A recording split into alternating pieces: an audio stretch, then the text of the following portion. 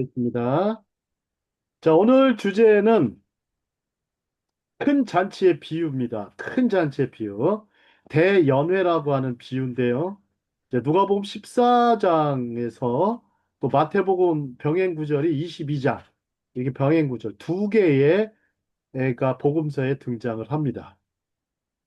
자, 이 말씀은 우리가 보면은 전도를 할 때 많이 강조하기도 하지만 이 연회가 좀 특징이 좀 기존의 어떤 우리가 초대하고 좀 다릅니다. 만약에 이제 우리가 청와대에서, 저도 청와대에 가봤지만, 청와대 딱 가보면 초청할 때 초청장을, 보내죠. 비서실에서 보냅니다. 보내면, 거기 한번 들어가려고 그러면 얼마나 어렵습니까? 뽑히고 뽑힌 사람만 들어가잖아요. 그죠? 보통 이제 자격이 있거나, 뭐가 좀 대단한 위치에 있거나, 사회적으로 높은 지위를 갖거나 명성이 높은 사람들 위주로 많이 초대를 받습니다. 1차적으로는. 근데 이제 보통 초대를 받지 못하는 사람들이 많습니다. 초대를 받지 못하는 사람들, 뭐 보통 이제 서민들이라고 할 수 있겠죠. 또 가난한 사람들, 혹은 병든 자들, 또 소경들도 있을 것이고, 전원자들도 있을 것입니다. 자, 오늘 말씀을 한번 잘 보도록 하겠습니다. 자, 함께 먹는 사람 중에 하나가 이 말을 듣고 이르되 무릇 하나님의 나라에서 떡을 먹는 자는 복되도다 하니 이르시되 어떤 사람이 큰 잔치를 배설하고 많은 사람을 초청하였더니 잔치할 시간에 그 청하였던 자들에게 종을 보내어 가로되 오소서 모든 것이 준비되었나이다 하매 다 일체하게 사양하여 하나는 가로되 나는 밭을 샀음에 불갑을 나가보아야 하겠으니 청컨대 나를 용서하도록 하라 하고 또 하나는 가로되 나는 소 5겨리를 샀음에 시험하러 가니 청컨대 나를 용서하도록 하라 하고 또 하나는 가로되 나는 장가 들었으니 그러므로 가지 못하겠노라 하는지라 종이 돌아와 주인에게 그대로 고하니 이에 집주인이 노하여 그 종들에게 이르되 빨리 시내의 거리와 골목으로 나가서 가난한 자들과 병신들과 소경들과 전원 자들을 데려오라 하니라. 종이 가로되 주인이여 명하신 대로 하였으되 오히려 자리가 있나이다. 주인이 종에게 이르되 길과 산울가로 나가서 사람을 강권하여 데려다가 내 집을 채우라. 내가 너희에게 말하노니 전에 청하였던 그 사람은 하나도 내 잔치를 맛보지 못하여이라 하였다 하시니라. 자, 예수님의 비유 좀 내용이 아주 그 재미있게 구성이 되어 있습니다. 자, 한번 보시겠습니다. 다음 장 보겠습니다.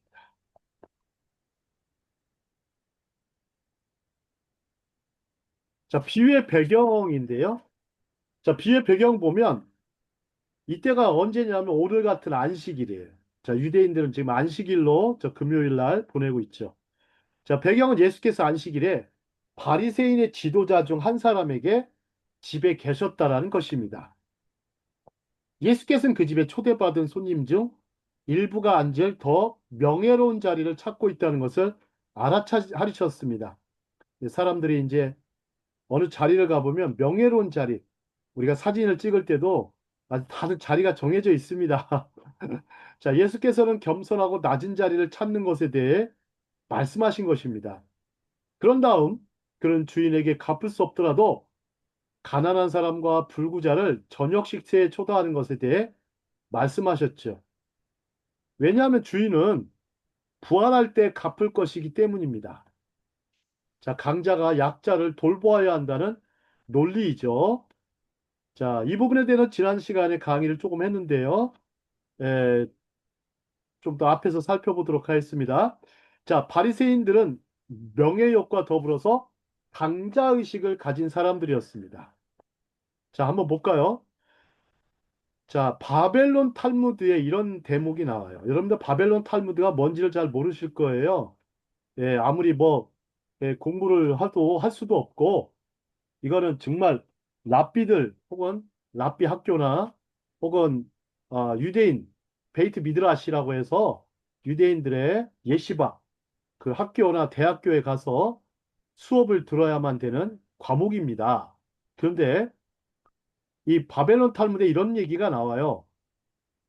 식탁에 학자를 초대하지 않으면 그 집은 신의 축복을, 즉, 받을 수 없다라고 얘기합니다. 즉, 바리새인들은 누구를 초대했냐면 학자, 박사, 교수, 지식인을 초대하는 경우가 많았죠. 자, 우리 저희 방송가에서도 보면 패널들도 많이 등장을 하죠. 예, 특히 정치나 경제 쪽 보면 혹은 사회 문화 쪽 보면 보통 학자들 혹은 전문가들을 초대를 합니다. 소위 이제 세상에서도 가장 저명하고 잘 나가는 지식인들을 뽑습니다. 자, 그렇다면 랍비 예수님은 그 당시 어느 정도였냐면 여러분들 이 초대라는 게 어마어마합니다. 이 초대받으려면 최소한 성경학자나 성경 선생으로서 초대한 것입니다. 물론 저도 초대를 하죠. 초대를 하지만 예, 뭐 한 100명의 사람들한테 보내보면 뭐 한 명 정도 혹은 두 명 정도 오고 200명 보내면 한 서너 명 오고 300명 보내면 한 7, 8명 오죠. 야, 그런 경우가 많죠. 자, 그런데 제일 중요한 것은요. 예, 이 초대한 사람의 입장을 생각해 보는 게 중요합니다. 초대한 사람을 왜 초대했을까? 또 초대의 목적이 담겨 있어요. 초대의 목적이 담겨 있는데 이 초대할 때 보십시오. 어떤 조건이 붙었냐고요. 어떤 조건이 붙어 있지는 않습니다. 누구나 아무나 올 수 있게 만들어 놓으셨어요. 특히 하나님 나라는요. 누구나 열린 초대의 장소입니다. 열린 장소고 열린 공간입니다. 하지만 이 열린 공간 속으로 발길이나 눈길을 주지 않는다면 결코 이 공간 속으로 들어올 수가 없죠. 우리에게 요구하는 것은 초대의 응답을 제대로 하는 것이고 반드시 이 초대에 대해서 약속을 하고 가야 되는 것이죠. 자, 그 삶에 우리가 보면 예수님을 초대하고도 여전히 그 마음에 초대하지 않은 것은 필경, 교만이고 위선이고 외식일 것입니다. 자, 그러면 이 이야기의 중심을 다시 보겠습니다. 자, 예수님은 잔치하는 곳에서 큰 잔치를 말씀하십니다. 예수님은요, 기본적으로 만찬, 잔치하는 곳에서 큰 말씀을 하고 계세요. 이 누가복음 이야기는 예수께서 참석하신 만찬에서 들려졌어요. 자, 누가복음에 잠깐 보면 예, 예수님께서 방금 수종병, 아마 수종병이니까 무슨 뭐 몸에 예, 아마 손이나 그런 데 종기가 생긴 병에 걸린 것 같아요. 그런 사람을 고치십니다. 그리고 다른 사람을 섬기는 데에서 간단한 교훈을 가르치셨죠. 그리고 나서 예수님께서는 다른 사람을 섬기는 자들은 의인의 부활 때 갚음을 받을 것이라고 말씀하셨습니다. 자, 누가복음 14장 14절에 한번 보실까요? 누가복음 14장 14절 보면 이렇게 써 있습니다. 자, 의인의 부활 때 참 어려운 말씀은 아닌데 구할 때, 자, 내가 갚음을 받겠습니다. 자, 이렇게, 자, 의인의 부활 때 언젠가 우리는 상급을 받게 되죠.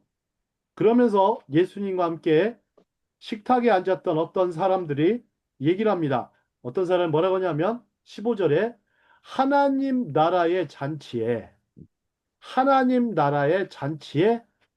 참석하는 사람은 복이 있도다. 즉, 하나님의 나라에서 떡을 먹는 사람은 복이 있도다. 요 말이 좀 어렵습니다. 근데 참석을 한다는 말은요, 곧 식사를 한다는 얘기예요. 우리가 그 잔치를 베풀면 식사를 하게 되고 또 포도주를 먹게 됩니다. 그러니까 잔치는 기본적으로 이 좋죠. 근데 참 매주 한번 볼까요?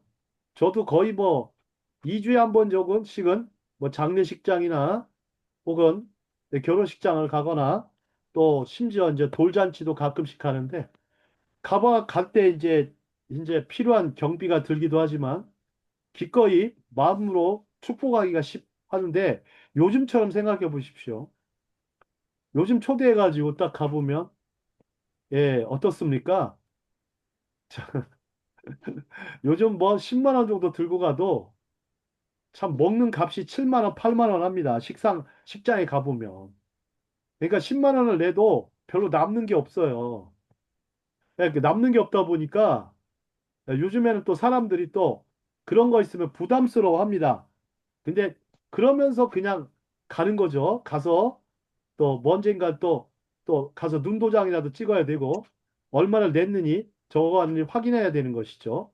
하지만 오늘의 잔치는 그게 아닙니다. 조건이 없어요. 무조건적인 그런 면이 있어요. 무조건적인 그런 면. 우리의 어떤 뭐 값을 지불하고 대가를 지불하라는 그런 게 아니고 단순히 초대에 응답하기를 바라는 마음으로 하고 있죠. 자, 다음 장 보겠습니다. 자, 뭐 들어오시는 대로 뭐 하시면 되니까. 자, 그러면 하나님의 나라에서 떡을 먹는 자는 복이 있도다. 이게 도대체 무슨 말일까요? 아, 보통 우리는 그냥 이거 좀 하나님 들어봐야 나라에서 될 것 떡을 같아. 먹는다? 자, 그러면 여기서 중요한 것은요, 이 떡을 먹는 행위가 아니라 떡을 먹는 자는 과연 누구인가를 고민하셔야 돼요. 떡을 먹는 사람은 누구일까? 떡을 먹는 것은 일반적인 식사이든 호화로운 잔치이든 식사를 함께 나눈다는 의미하는 잘 알려진 히브리어적 표현이에요. 그러니까 유대인들의 표현 중에 이런 표현이 있어요. 하나님 나라에서 떡을 먹는 자는 복이 있도다. 그러면 하나님 나라에 대한 개념이 이 사람들은 있는 거예요, 이미. 우리는 없어요. 우리는 믿기 전에는 예수님을 주요 그리스도로 믿기 전에는 하나님을 아버지로 믿기 전에는 전혀 그런 감각이나 관념이 없었단 말이에요. 하지만 유대인들이 이 말을 잘 이해하고 있었어요. 하나님 나라에서 떡을 먹는 자가 복이 있다. 즉, 이게 뭡니까? 은혜의 떡을 먹는 거예요. 은혜의 떡을. 그럼 은혜의 떡을 알고 있다니까요. 유대인들도요, 은혜라는 개념을 알고 있다는 말이에요. 헤세드라고 하죠. 헤세드. 그죠? 하나님 나라의 떡은요, 헤세드의 떡이에요. 자비의 떡이고, 은혜의 떡입니다. 그러면 이 떡이라는 단어를 잘 볼까요? 음식의 부족함이나 하찮음을 암시하는 것으로 이해되지 않습니다. 유대인들은요, 그거를 그냥 떡은 뭐 정도 뭐 별거 아니네 이렇게 생각하지 않았어요. 여기서 하나님의 왕국, 하나님의 나라는요, 가장 높은 의미에서 하늘의 왕국을 의미하지 않고 단순히 육적인 유대인이 여기서 말하는 메시아의 왕국을 의미해요. 여기다 몇 줄 치세요. 메시아의 왕국이에요. 유대인들이 생각하는 메시아의 왕국이에요. 아주 제한된 사고방식을 갖고 있었어요. 이는 그의 민족이 받은 의미에 따라 영광스러운 현세적 왕국이에요. 그러니까 이 사람들이 하나님 나라 말할 때는요, 자신들이 누릴 현세적 왕국이에요. 즉, 그 당시 강대국 로마를 막 무찌르고, 예? 예루살렘에 메시아 정부가 생기는 거예요. 예? 다윗의 후손이 와가지고 메시아 정부가 들어서서 예? 강력한 나라들 다 물리치고 바벨론 같이 강한 나라, 오늘날 같이 막 미국처럼 강한 나라를 그냥 물리치고 자신들만을 위한 메시아 왕국을 생각하는 거예요. 유대인들이 이방 세계를 지배하고 부를 누리며 행복을 두었던 모든 현세적 축복과 즐거움을 제공하는 왕국이죠. 성경학자 휘트비가 말한 거예요. 자, 그러면 유대인들은 어떤 생각이 있느냐? 유대인들은요, 종교성이 굉장히 강합니다. 한국 사람들보다 종교성은 훨씬 더 높아요. 이들의 열심은 우리가 뭐 따라갈 수가 없어요. 얼마나 대단한지.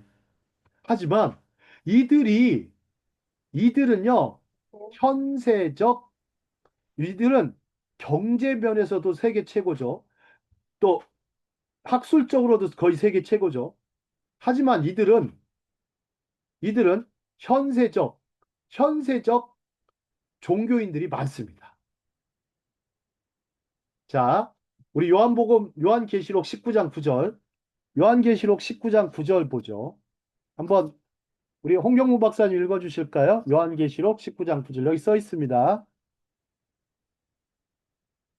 예, 요한계시록 19장 9절 제가 읽겠습니다.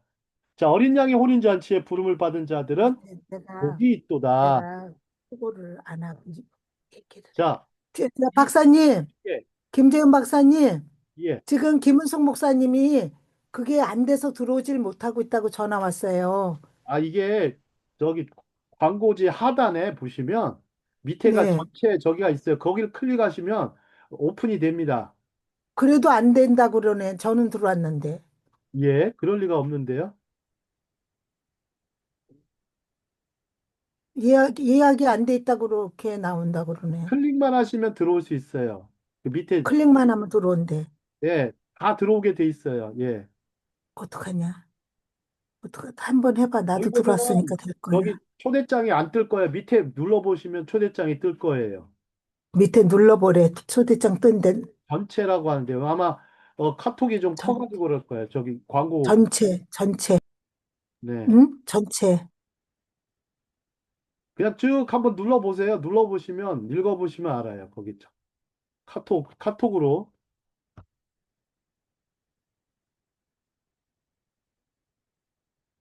네. 회장님, 그 일단 얘기는 해줘. 줌이요.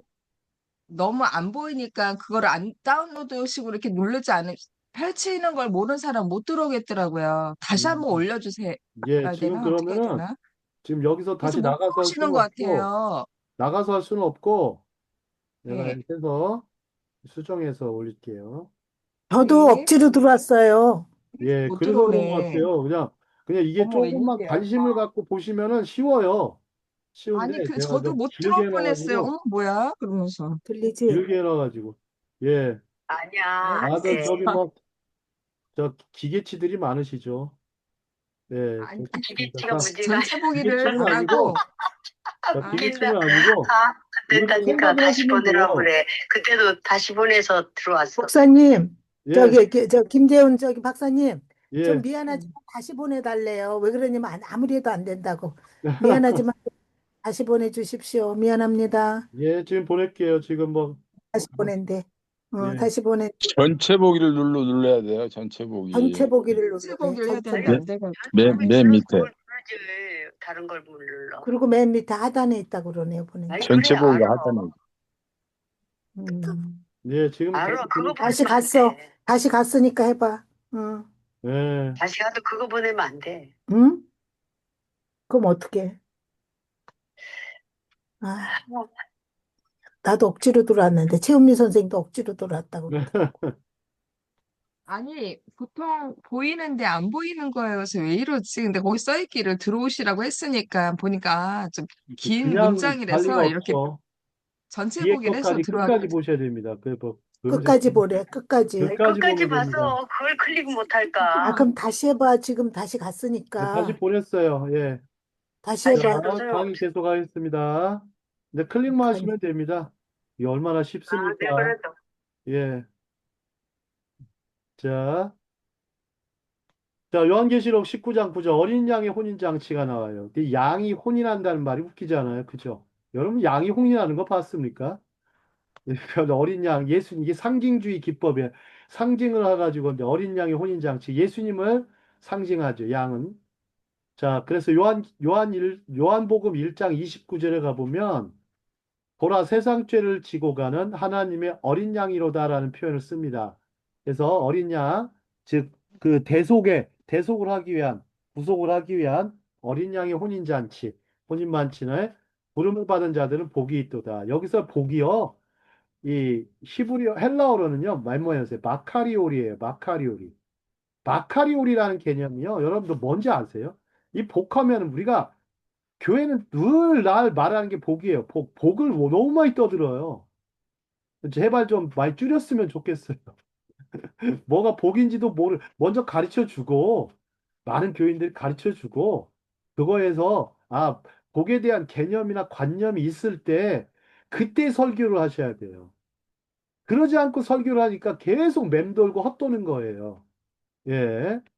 하나님 나라의 복. 이거 참 얘기하니까 참, 예, 참. 자, 다음 장 보겠습니다. 자, 여기 보시면 여러분들 이렇게 참 초대받은, 예, 예, 이렇게 만찬에 초대받으면 얼마나 좋겠습니까? 그죠? 자, 이제 요걸 보실까요? 저 메시아 축제라는 게 있어요. 오? 여러분들 이게 좀 말이 좀 제가 이제 히브리적으로 혹은 유대적인 어떤 배경을 가지고 지금 이 강의안을 작성을 했고 거기에 맞춰서 우리에게 좀 들을 수 있도록 해놨습니다. 자, 오늘의 비유는 메시아 축제, 하나님 나라의 축제에 대한 것입니다. 유대인들 한번 볼까요? 유대인들 특히 바리새인들이나 서기관들은 이에 대해서 익숙한 사람들이에요. 그죠? 굉장히 익숙한 사람들이에요. 자, 우리 마태복음 2장에 가보시면 이제 여러분들 이제 크리스마스가 다가오고 있습니다. 자, 마태복음 2장에 누가 등장을 합니까? 동방박사들, 즉 페르시아에서 온 마귀가 나옵니다. 마귀라고 그래서 합니다. 박사들이 오는데요. 이 박사들이 오니까 예루살렘에 막 소동을 해요. 소동을 합니다. 예루살렘에. 그러니까 너희 당신들이 왜 왔냐? 그러니까 헤롯 쪽에서 헤롯 왕 이쪽에서 왕가에서 이 얘기를 합니다. 그러니까 뭐라 그래요? 뭐라 그래요? 아, 우리가 이 저기 이 동방에서부터 별을 따라서 어? 이 왕이 나타날 태어날 자리 왕이 나타날 곳을 찾아서 이쪽에 경배하러 예루살렘까지 왔다.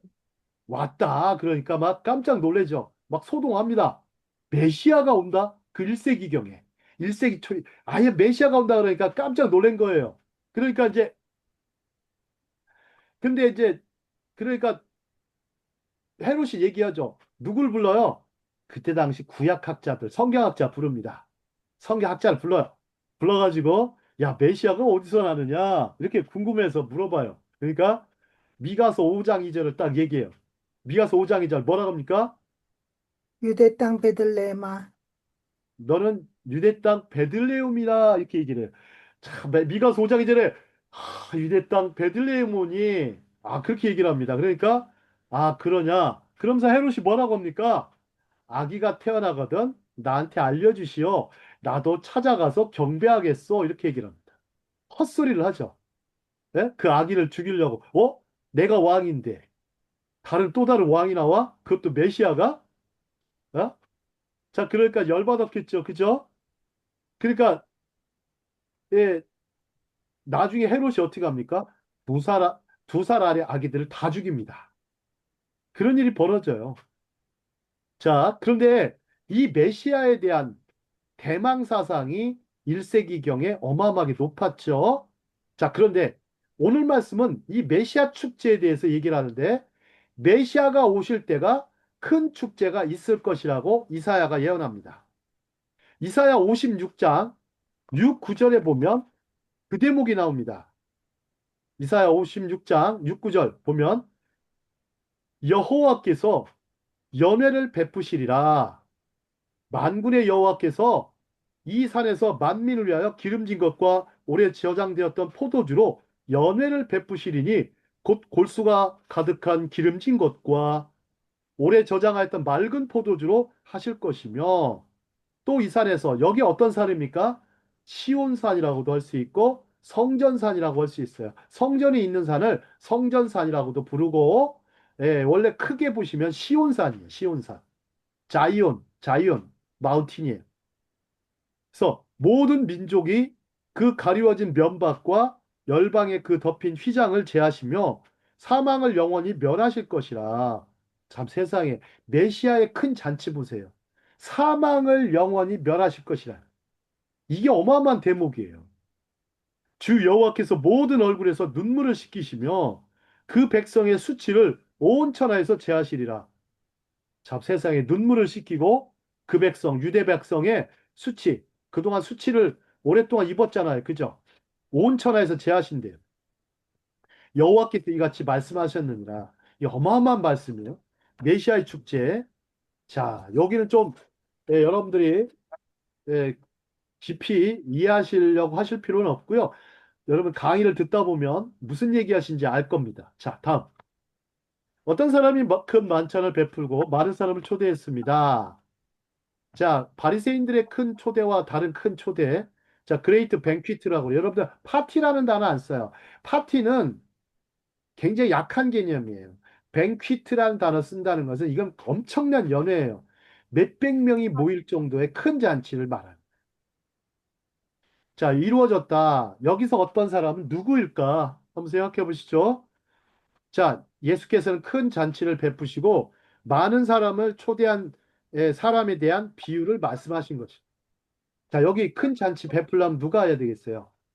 본문에 누가 나옵니까? 임금이에요, 임금. 귀인이 임금 정도 돼야 돼요.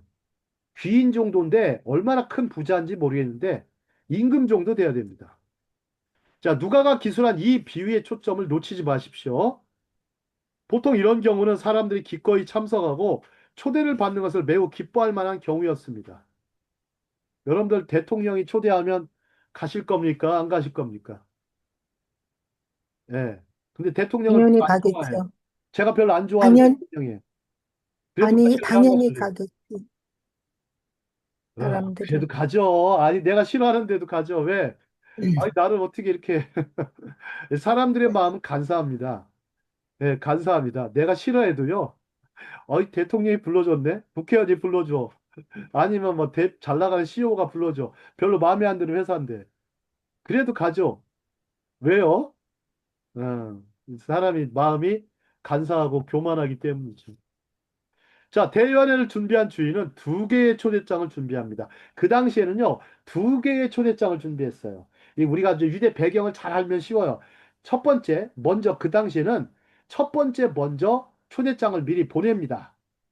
그리고 다음에 예, 그 초대장을 보내고 그 사람이요, 뭐뭘 보내냐면 초대에 응하겠다는 사인을 또 보내요. 그러면 응하겠다 그러면 거기에 맞춰가지고 종들을 또 보내요. 그래가 두 번째 초대장을 줍니다. 옛날엔 그랬어요. 옛날에는. 자, 혼인잔치가 아마 그랬던 것 같아요. 막 몇 번씩 통보해줘야. 왜? 한 번 하고서 나중에 까먹을 수도 있잖아요. 그죠? 한 번 하고 그럴 수 있어요. 뭐, 야, 두 달 후에 우리 아들이 혼인잔치가 있네. 아, 그러면은 초대를 했는데 까먹을 수가 있단 말이에요. 예? 그렇죠. 옛날에는 뭐 달력이 얼마나 발달한 게 아니잖아요. 아, 지금처럼 얼마나 좋습니까? 이렇게 좋은 시대가 없어요. 그래서 두 개의 초대장을 보내서 좀 안전하게 초대에 응할 수 있도록 했습니다. 하나는 준비하고 있다는 초대장이고, 다른 하나는 준비가 되었을 때 드리는 초대장이에요. 그 특징이 달라요. 자, 그러면서 뭐라고 하냐면, 이때 보십시오. 오라, 모든 것이 이제 준비되었다. 이런 말을 쓰는 거예요. 우리 성경을요, 차근차근히 순서 개념을 따라 읽다 보면 성경이 깨달아집니다. 단순히 성경 공부를 어렵게 생각하지 마세요. 왜 이런 말이 나왔는지는 차근차근히 하다 보면 어느 순간 개념이 정립되어서 어느 순간 성경을 깨닫게 되고 이 말씀이 내 말씀이 될 수 있습니다. 자, 유대인의 풍습을 보면 시계가 발달하기 전 시대에 연회의 날짜는 오래전에 발표되었지만 정확한 시간은 바로 그날에나 발표됩니다. 자, 우리가 하나님 나라에 갈 것이라는 날짜가 정해져 있습니까? 없습니까? 우리 은숙성사에 어떻습니까? 하나님 나라에 들어간다. 날짜 정해져 있어요? 아니요. 그러면 하나님 나라에 들어갈 거라는 확신만 가져야 되겠죠. 믿고 갈 수밖에 네. 없어요. 날짜가 딱 정해졌다면 뭐가 됩니까? 우상숭배가 돼요. 하나님 나라를 우상숭배한다고.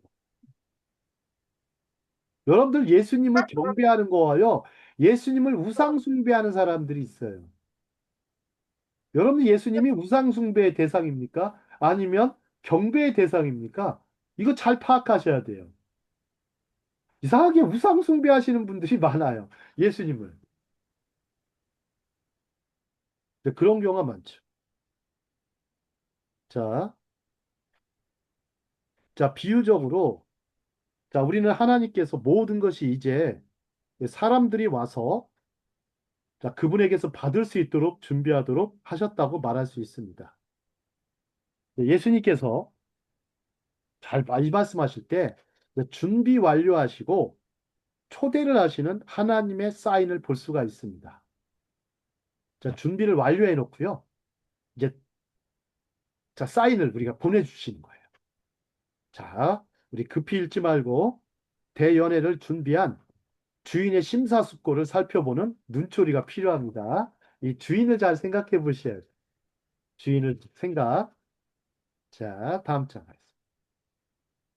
자, 그러나 그들은 모두 한 마음으로 변명하기 시작합니다.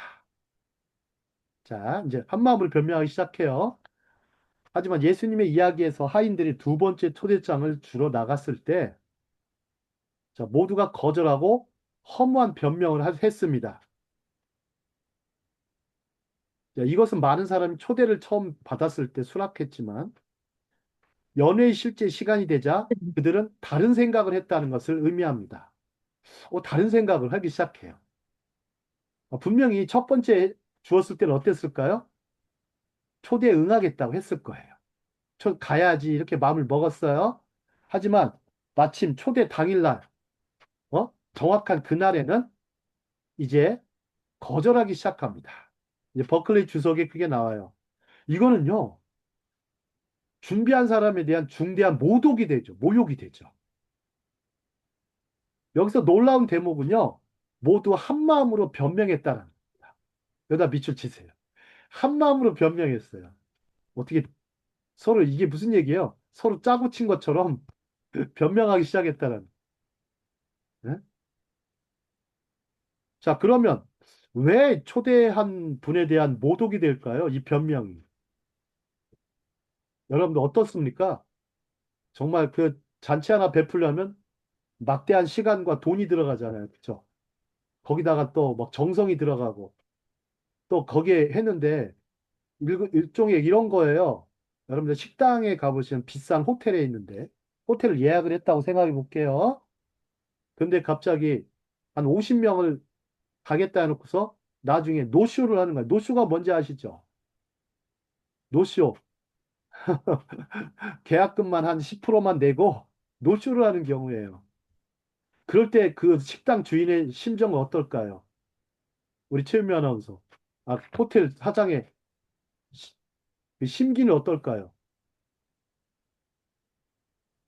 많이 속상하고, 신뢰감이 많이 깨져서 다른 예약을 받을 때 되게 더 예민해질 것 같아요. 예, 법적 조치를 하죠. 법적 조치. 법적 조치를 하죠. 왜냐하면 배상을 해줘야 됩니다. 그거에 대해서 노쇼를 하면 가겠다고 해놨으면 거기에 맞춰가지고 음식을 다 준비하잖아요. 그죠? 이게 네. 법적 조치를 하면 그것을 받을 수가 있습니다. 민사법상. 요즘은 그렇습니다. 근데 과거에는 그게 돼요? 과거에는 그게 안 돼요. 예. 그러니까 굉장히 아마 모욕감을 느끼고, 굉장히 아주 화가 단단히 나죠. 그렇겠죠? 자, 이제 비유 속에 변명자가 몇 명 나옵니까? 3명. 세 명이 나옵니다. 자, 비유 속의 첫 번째 변명자. 자, 한번 변명 볼까요? 자, 18절입니다. 18절 두 줄을 우리 최은미 아나운서 읽어주시죠. 나는 밭을 샀음에 불갑을 나가 보아야 하겠으니 청컨대 나를 용서하도록 하라. 자, 변명은 변명은 만들어진다. 만들어진다. 그쵸? 변명은 만들어져요. 야, 참, 사람들이 변명 만드는 거는요, 참 잘해요. 저도 참 변명을 잘 만듭니다. 아주. 예. 자, 누굴 닮은 거야? 그럼 누굴 닮은 거야? 이거 변명 잘하는 사람 누구예요? 누굴 닮은 겁니까? 성경에 나오죠. 아담과 하와를 닮아서 그랬어요. 이 아담과 하와. 이걸 보면 참 우리의 인생이 왜 우리가 죄인인지를 알 수가 있어요.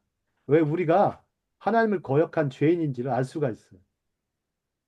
자, 변명은 이 편의를 위해 만들어지고 이 절박함 속에서 집착해요. 근데 변명 언제 만드냐? 변명이 끝날 때까지 희망은 시작되지 않아요. 자, 스펄전 목사님 뭐라 했냐면 변명은 저주이며 변명이 더 이상 없을 때 당신에게 희망이 있을 것이다. 한번 생각해 보시죠. 자, 이 사람은 밭을 샀어요. 밭을 사는데 밭 구경을 하러 나가는 것입니다. 그리고 거짓으로 양해와 용서를 구하죠. 사실 이는 마음에도 없는 말이에요. 그죠? 아니, 밭을 샀으면 뭐 그날 샀습니까?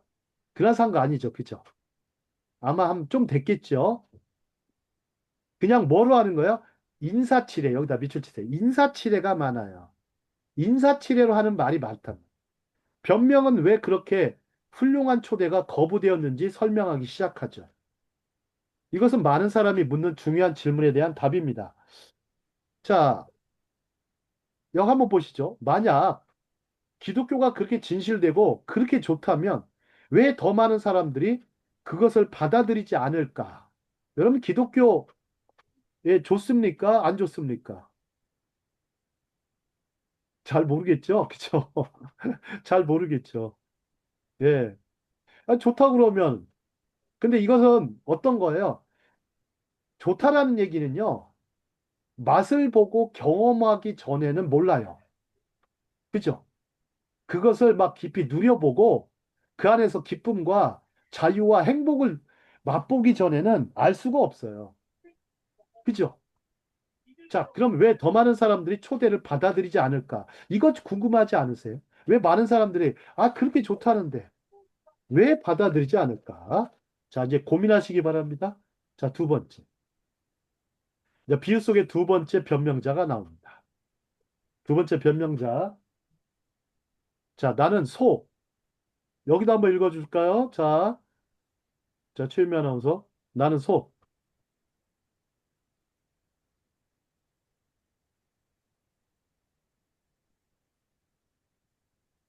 음소거 하고요. 네. 누가복음 14장 19절. 앞에 써 있잖아요. 예. 나는 소. 소라고는 안 보이는. 붙어서 소 5마리는 이거 아니에요? 예, 그렇죠. 예, 나는 소 5결의를 샀음에 시험하러 가니 청컨대 나를 용서하도록 하라. 자, 소 소 다섯 다섯 마리는 결이에요. 자, 정말 큰 여러분, 돈을 들인 예. 것이다. 여기까지 이 결이가 뭔지 아시죠? 결이? 이렇게 소 이렇게 두 개로. 예, 두 개로. 마리는 하나고요. 결이는 겹친 거예요.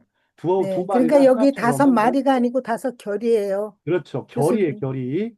네, 마리가 소 아니고 다섯 결. 마리는 정말 큰 돈을 들인, 여기 잘못됐네. 저도 그럼- 써놓고. 그러면 열 큰 마리가 돈을 되는 들인 거죠. 소 10마리 정도 최소. 그런데 시험한다는 것은 5마리에 아마 5결이니까 멍에를 매는 행위를 말해요. 자, 그 일로 바쁘니 자신에게 양해를 구해달라고 주인의 종들에게 말하는 것입니다. 이 자신의 소유나 물질에 대한 집착이나 애호가 강한 두 사람의 변명입니다. 자, 교회에서 초대를 하면 정말로 이런 일이 벌어지죠. 교회에서 어떻게 초대합니까? 네. 뭐, 천국잔치 해가지고 초대하죠. 막, 부르죠. 그죠? 초대장 하면서 막 각기 사람들을 잔뜩 보내지. 여기저기 막 연락해가지고 막, 예, 지인들 초대하고, 또 초대 응한 사람들 뭐도 해요. 막 상품권도 주고, 선물도 주고, 상금도 주고, 또 거기다가 또 뭐도 합니까? 예. 예, 저도 최근에 초대받아서 알아요. 아주 서울 모임인데 갈까 말까 고민돼요. 예, 대상은 100만 원, 뭐, 예, 뭐, 온 사람들 무조건 5만 원 상당의 저걸 주겠대요. 아, 참 좋던데. 예, 제가 뭐라겠어요. 꼭 가겠나이다, 이렇게 했죠. 자, 야, 뭐, 그냥 가면 뭐 준다 그러는데, 뭐, 어떻게 가겠어. 또, 자, 벌어진다. 자, 우리가 새로운 것을 살 때, 우리 신상을 산다고 생각해 보세요. 우리 그 당시 소를 샀다고 생각해 볼까요? 우리는 거의 항상 그것에 몰두하는 경향이 있습니다. 자, 물질적인 것들과 경험에 대한 몰두는 예수를 따르지 않는 것에 대한 흥한 변명이에요. 우리 예수님을 왜 안 따를까? 보면 어떤 새로운 것들, 물질적인 것들, 혹은 아직 거기에서 느끼는 어떤 짜릿한 경험이나 그런 것에 몰두하기 시작하죠. 그럼 예수님을 따르기 어렵죠. 그죠? 자, 잔치에 초대를 받으면 보통 사람들은 돈을 충분히 내야 한다는 일종의 뭐가 있냐면 납부의식이 생겨요. 납부의식. 그죠? 그래서 자신이 산 것들에 대해서 집착하면서 그런 돈과 시간이 있으면 아깝고 손해본다는 의식도 생겨나죠. 이걸 납부의식이라고 그래요. 예, 아마 경제 심리학, 여러분들 경제학도요, 심리학하고 관련이 깊습니다. 아시겠죠? 소비 심리 아시죠? 소비 심리, 구매 심리가 다 그런 거예요. 예, 초대도 일종의 구매 심리를 자극하는 거예요. 자, 다음 장. 다음 세 번째 비유. 자, 이제 여기도 한번 읽어주시죠. 자, 최은미 아나운서. 나는 아내와 결혼했다. 나는 장가를 들었다. 자, 여기 좀 이 세 재밌는 번, 대목이 예. 나와요. 네. 이 세 번째 변명을 들으면 듣는 사람 아마도 박장대소를 내었을 것이죠. 예수님이 이렇게 비유를 하는데, 야, 보니까 아주 비유가 재밌어요. 아, 나는 뭐 밭 샀어? 난 소 샀어. 이제 소 사서 훈련시켜야 돼. 이제 세 번째 변명. 나는 아내와 결혼해서 못 가겠다. 야, 이보다 강력한 변명은 없어요. 예, 아내가 가지 말래. 뭐 이런 거죠. 그죠? 예. 나 아내 결혼했어. 나 장가 들었어. 못 가. 자, 아마 예수님의 촌철살인이죠. 아주 익살. 그러니까 잔치집 식탁에서 웃음이 퍼졌을 것입니다. 어디까지나 제 생각은 아닙니다. 자, 하지만 이 비유는 언중유골이 있음을 깨닫게 됩니다. 세 번째 변명은 가족을 모든 것보다 우선시하는 남자와 관련이 있습니다. 자, 우리가 가족에게 보여줄 수 있는 가장 좋은 것은 그들이 우리 삶에서 첫 번째가 아니라 예수 그리스도가 첫 번째라는 것입니다. 자, 이 변명하는 자들은 스스로를 비난한 것입니다. 그들의 변명은 그들이 오고 싶어 하지 않는다는 사실을 가리는 얕은 베일에 불과합니다. 이 베일을 치는 거야. 연막을 쳤다. 연막. 자, 한번 여기 보죠. 변명의 뒷면에는 욕망의 부족이 있습니다. 모건이라는 성경학자 그래요. 아, 욕망의 부족이 있더라는 거예요. 누군가가 이 잔치에 참여하고 싶어 하지 않는 합리적인 이유는 없어요. 이유는 없어요. 그들은 그저 하고 싶어 하지 않았을 뿐입니다. 그냥 하기 싫은 거예요. 예. 하기 싫은 거. 자, 그러면 한번 보죠. 나는 올 수 없다. 나는 올 수 없다. 이 부분 우리 또 최윤미 아나운서 한번 읽어주시죠. 스펄전까지. 네. 나는 올 수 없다. 고 말하면서 그 장가든 남자는 마치 그 문제를 기각하려고 의도한 것과 같았다. 그는 마음을 정한 것으로 이해되기를 바랐고 더 이상 논쟁에 열려 있지 않았다. 그는 협상하지도 않았고 말하지도 않았다. 그는 그저 즉흥적으로 더 이상 설득하고 싶지 않다. 나는 올 수 없다. 그러면 끝난다고 말했다. 자, 나는 올 수 없다. 이제 더 이상 이제 나는 올 수 없다. 근데 이제 반대로 한번 생각해 볼까요? 반대로. 자, 반대로 보시면 초대에 응하지 않는 것이 죄입니까? 여러분들? 여러분들 좀 이해하기 잘 하셔야 돼요. 초대에 응하지 않은 게 죄입니까? 죄는 그렇지는 아니라고 생각하세요? 아니면 죄 아니, 되나요? 아니요. 초대에 응하지 않는 것은 죄이지는 않지만, 네. 초대에 가겠다고 약속을 하고 가지 않는 거는 죄죠. 그건 잘 모르겠어요. 예, 초대. 자, 그 부분, 왜냐하면 중간 부분은 없어요, 이미. 없어요. 자, 우리의 상상에 맡겨야 되는 것이죠. 자, 근데 본문의 기초에서 보면 세 사람의 변명은 정말로 허술하기 짝이 없었습니다. 변명은 정말 옳지 않죠. 여러분 보세요. 때로는 겉에 드러나는 거짓말보다 더 나쁜 게 변명이에요. 네? 자, 제가 어느 날이더라 유학을 가기 전인데 유학생 선교사를 가기 전인데 예, 저를 이제 선교 훈련하는 어느 목사님이 있었어요. 근데 그분이 자기 제자를 이스라엘에 먼저 꽂으려고 지부장으로서 먼저 꽂으려고 예루살렘에 그런 노력을 하셨던 분이에요.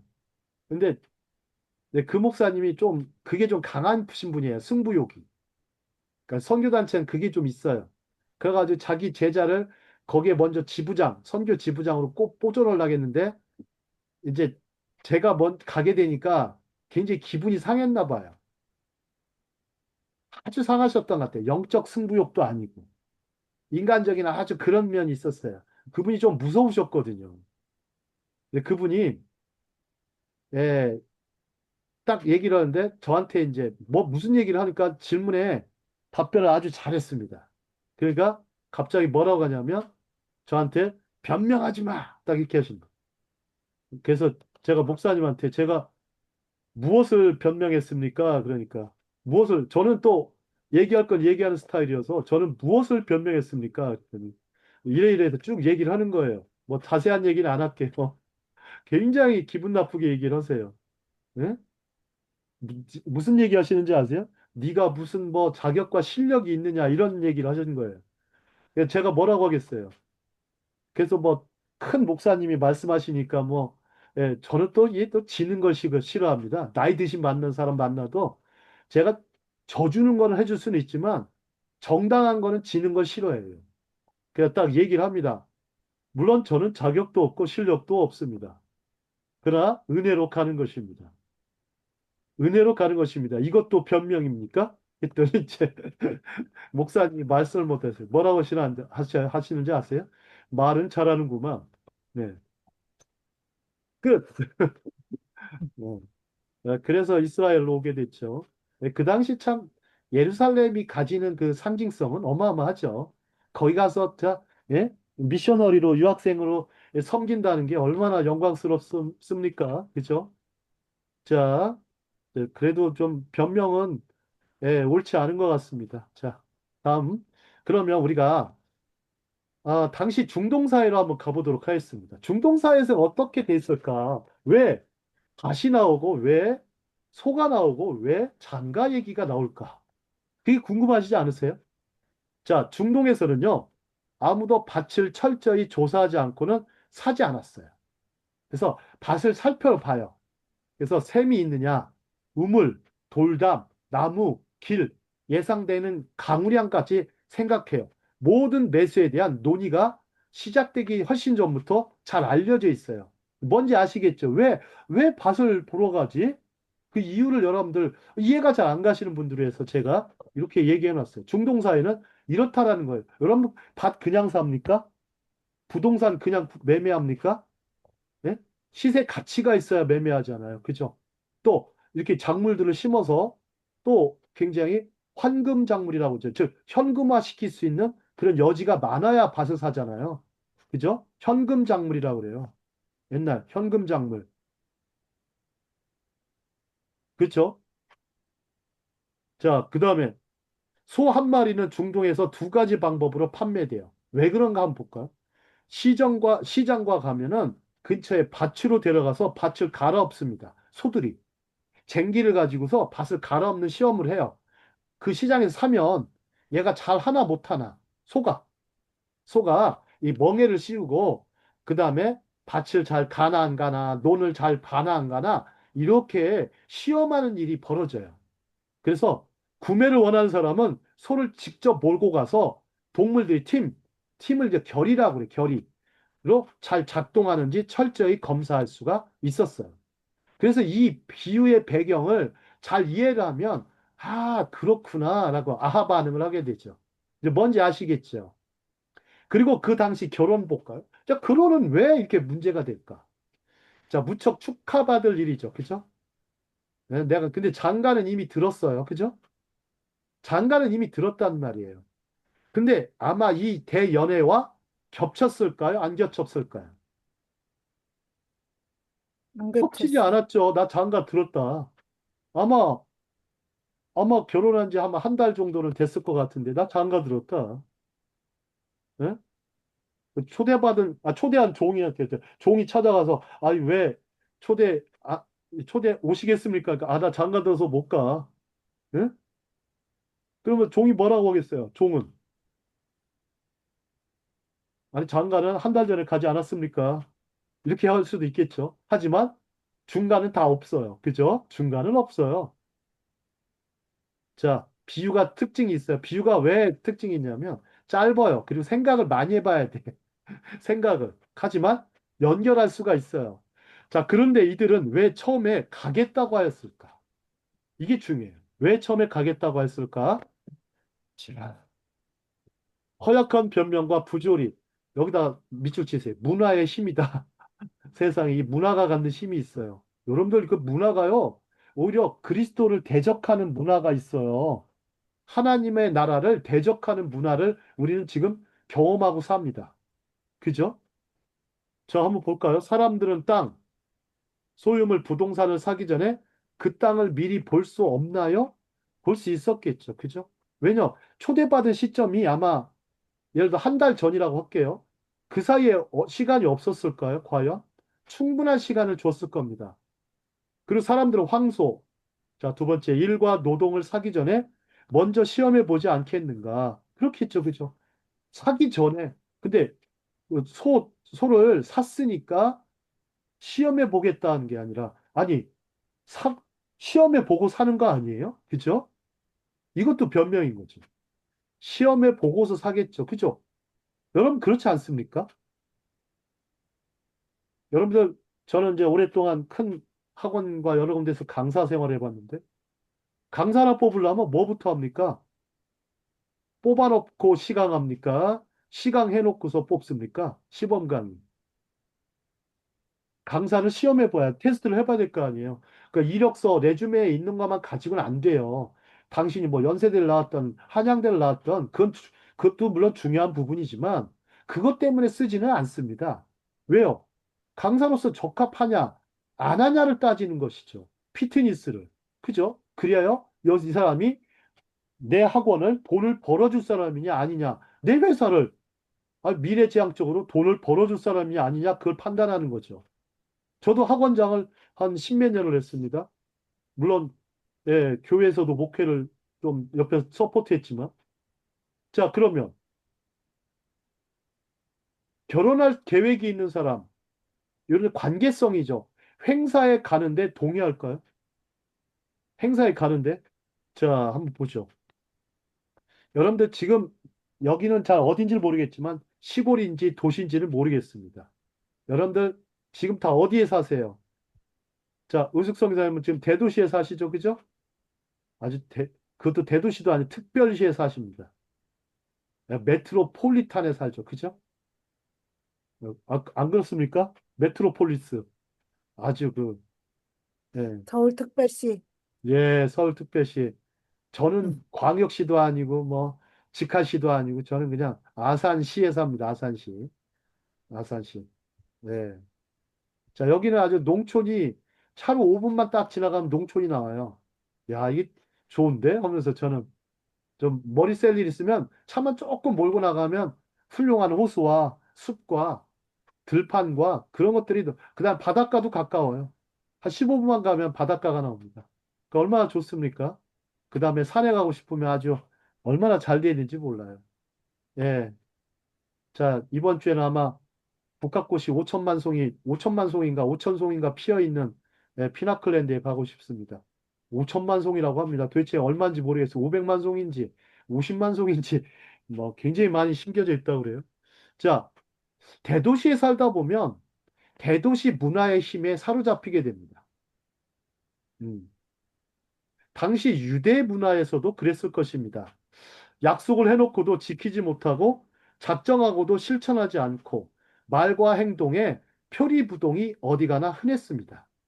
흔하니까 어떻게 돼요? 그냥 용납되는 거예요. 늘 그러니까. 응? 온다고 해놓고 안 왔어. 막 괘씸해서 막 저놈 저거 진짜 다시는 저거 뭐 복수심에 불타고 그러진 않는다는 거예요. 그죠? 하지만 이런 건 있어요. 여러분들, 나이 들어서 누군가가 초대를 했다고 생각해 볼까요? 근데 한 번 안 갔어요. 변명하고. 그러면 다음에 부를까요? 안 부를까요? 안 부를까요? 안 부르기 쉽죠. 한 번은 기회를 주죠. 대도시에서도. 한 번은 또 불렀어요. 근데 그때도 안 왔어요. 그러면 다시는 안 부릅니다. 한 번 정도는 기회를 주더라. 아, 한 번 더 있네요. 3세판. 3세판이니까 3번까지는 할 것 같아요. 그다음부터 안 오면 영원히 안 부릅니다. 그러니까 누가 불러줄 때요. 되도록이면 가세요. 예. 거기가 뭐 나쁜 장소도 아니고 다들 좋은 장소들이 많습니다. 예를 들어 뭐 어디 역사 기행을 간다. 근데 날짜가 다 잘 됐어요. 그러면 좀 가고 싶다 이렇게 해놨으면 가세요, 기꺼이. 근데 갑자기 뭐 급한 일이 생겼다 그래도 그러면 그건 변명의 여지가 없는 거예요. 갑자기 급한 일은 뭡니까? 자, 세 가지가 있어요. 일단은 누가 갑자기 돌아가셨어요. 남편이 죽든 부인이 죽으면 그땐 못 가요. 저 두 번째, 부모님 중에 한 분이 돌아가시면 그땐 못 가요. 세 번째, 형제가 하나 죽으면 그때 못 가요. 그거 빼고는 다 변명이에요. 솔직히. 자, 자, 그러면, 병원에 입원해도 못 가요. 네, 그렇네요. 네, 갑자기, 수술하고 입원해 있어도 네, 못 가요. 갑자기 1년, 가기 1시간 전에 병원에 입원했다고. 그거는 뭐 그럴 수 있죠. 응급실. 1년 동안 아무 데도 못 갔어요. 예, 참. 그거는요, 오히려 못 가는 다른 사람들이 찾아옵니다. 그건 참 감사한 거예요. 찾아오죠, 이제. 근데 병문안. 요즘은 코로나 이후로 찾아오지도 못해요. 네, 아유, 주여. 진짜. 자, 그럼 우리의 문화는 볼까요? 가진 문화는 품격이 높고 우수한가? 여러분 보세요. 서울 대도시 문화, 품격이 높고 우수합니까? 점점 안 그래져. 그 점점 하락하고 있어요. 예. 서울 하면 아주 굉장히 우리의 서울이죠. 우리의 서울, 막 서울 찬가를 그냥 종로에는 사과나무를 심어보자. 막 서울, 서울, 서울, 막 조용필 노래도 있고. 또 뭐 누가 정수란가? 가수 막 서울 행진곡을 아니, 부르죠. 그렇게 좋았던 서울입니다. 지금은 서러워서 우는 서울. 아주 서울. 그 자, 종로의 인사동 거리도 예술의 거리였는데 저번에 얼마 전에 가보니까 막 장사치들 그냥 길거리에 다 예, 변해버렸어. 너무 하락하고 있어요. 네. 가서, 인사동 가서 인사라도 좀 해야 되는데, 좀, 인사하기도 싫습니다, 이제. 안인사동. 저, 너무나 너무 자, 아주 품격이 정말 높고 우수하지 않죠. 갈수록 퇴폐해적이 되고, 또 심리가 음란하고, 추하고 악한 그런 도시로 돌아가고 있습니다. 자, 허약하고 터무니없는 변명과 부조리가 어디 가나 많기 때문입니다. 자, 품격이 높은 사람들은요, 저품질, 저품격, 그런 걸 원하지 않죠. 그죠? 굉장히 아주 저급한 사람들이 많아졌다는 얘기예요. 저급하다. 근데 특징이 또 하나가 있어요. 이 품격이 높은 도시를 가보면 독서하는 사람이 참 많습니다. 특히 가을철만 되면 독서하는 사람이 많아지는데 그렇지 않죠. 또 문화 공간, 이렇게 좀 그런 공간에 가는 사람이 많아져야 되는데 안 그렇다는 거예요. 예? 안 그렇다는 거예요. 예. 자, 그런 게 품격이 높은 도시죠. 그 다음에 이제 교회 예배 아주 경건하게 드리는 곳도 품격이 높은 도시입니다. 자, 우리도 변명한다. 그럼 우리는 뭐냐? 자, 그들 대답은 단지 변명일 뿐이죠. 우리에게는 어리석게 보일 수 있어요. 그러나 조지 아서 버트릭이라는 학자는 이렇게 묻습니다. 이러한 변명이 우리의 변명보다 더 어리석은 것일까? 자, 뭐라고 하는지 아세요? 나는 어렸을 때 종교에 너무 빠져서 일요일이 되면 너무 피곤해. 교회 우선자가 많아서. 여러분도 교회 안 가는 이유 뭔지 아세요? 나 어렸을 때 많이 다녔어. 이렇게 말하는 사람 참 많아요. 나 주일학교 다녔는데. 그래서 어쩌라고. 자, 무조건 그러세요. 어쩔 한마디 하세요. 어쩔. 거꾸로 하면 쩔어. 막 이렇게 하시면서. 그 어쩌라고. 일요일이 되면 너무 피곤해. 일주일 동안 시달려서. 이런 생각 갖는 사람 많죠. 또, 교회 우선자가 너무 많아서. 또 뭔지 아세요? 교회는 이렇게 헌금을 내야 돼. 그게 싫다 그러고. 또 뭐야? 교회 가면 일 시켜. 이런 분도 있어요. 누가 시켜준대요? 뭐 누가 시켜준대요? 그렇지 않아요. 그냥 막무가내로 맡기지 않죠. 그죠? 네. 기도하고 맡기는 거죠. 네. 자, 이렇게 변명이 많습니다. 특히 교회 안에 만연된 변명이 많습니다. 자, 이 변명 처리를 잘 하셔야 돼요. 특히 목회하시는 분들은 이 변명 처리를 잘 하셔야 돼요. 하여튼 변명에 대한 설교 한번 하십시오. 이거 설교하면 참 재밌을 것 같아요.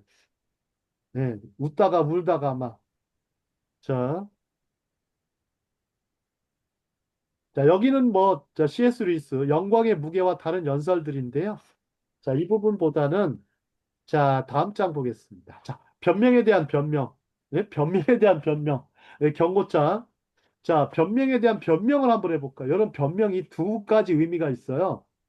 여러분, 변증 아시죠? 변증, 변명, 제대로 하는 거. 그게 중요합니다. 자, 이런 변명이 하나 있을 것 같아요. 나는 아직 너무 어리다, 젊다. 그러니까 뭐라고 해요? 나는 내 방식대로 잠시 동안 내 인생을 살고 싶다. 교회는 늦게 가도 된다. 네, 제 아버지한테 이런 경우가 있었어요. 제가 아버지한테 전도를 했습니다. 대학교 3학년 4월 달 중순입니다. 4월 중순인데 아버지한테 전도를 했습니다.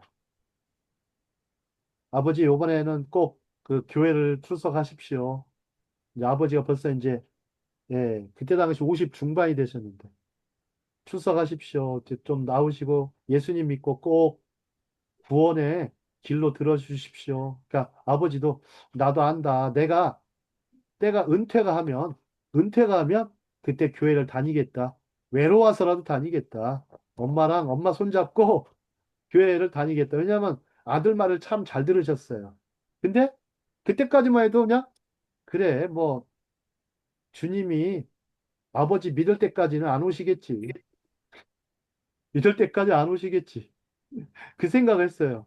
근데 일주일 후에 아버지가 사고로 돌아가신 그 순간을 저는 너무나 충격적이었어요.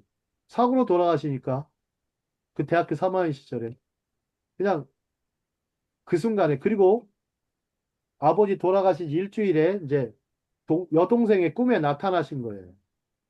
여동생의 꿈에 여동생의 꿈에 뭐라 그랬냐면 눈에 피눈물을 흘리면서 왜 너 나한테 전도 안 했니? 여동생이 그야 여동생의 전도를 여- 저는 전도하다 말고 끝났고 여동생이 좀 아주 신앙심이 좋았어요. 간절하게 여동생이 너 왜 나한테 전도 안 했냐 하면서 피 흘리면서 그게 그 여동생한테는 천추의 한이 된 거예요. 구원도 전도도 지금 구원도 지금 이루어져야 된다. 미룰 수 없다라는 Here and now. 예 미룰 수 없다라는 거예요. 네? 자, 두 번째 변명 보죠. 나는 이제 너무 늙었다. 내가 예수님에 대해 틀렸다는 것을 이제 인정할 수 없다. 너무 늙었고 지은 죄가 많아서 이런 얘기 하시는 분들이 있어요. 그러니까 아무리 죄가 많아도 용서해 주실 수 있죠. 자, 세 번째. 나는 내 삶에서 어떤 즐거움을 포기해야 할 것 같다. 아, 이 즐거움들 있죠. 술, 담배, 낚시, 오락, 도박, 수다, 또 심지어 뭐, 여자친구, 남자친구 사귀는 분들도 있죠. 능력하게. 그런 것도 뭐 나쁘다고는 할 수 없겠지만, 여러분, 그건 죄는 아닌데요. 잘 보십시오. 변명거리들이 많이 늘어나. 변명거리들이. 자, 네 번째. 저는 구원받을 필요가 없습니다. 저는 제가 아는 교회 회원들보다 낫거든요. 도덕성이 높은 사람들이 있어요. 아주 저는 선량하고 양심적이고 봉사도 잘하기 때문에 이런 사람들. 이런 사람을 뭐라고 써놔요? 메모해 놓으세요. 고상한 죄인들. 고상한 죄인들. 특히 누구요? 니고데모. 니고데모 같은 사람. 자, 근데 예수님은요, 재밌어요. 니고데모 같은 사람한테 너는 반드시 거듭나야 하리라고. 고상한 죄인들이 더, 더 구원에 더 빨리 앞장서서 받아야 된다. 너 거듭나야 된다. 물과 성령으로 거듭나지 않냐면 하나님 나라에 갈 수가 없다. 올 수가 없다. 딱 얘기하시는 거예요. 그래서 요한복음 3장 16절이 나온 거예요.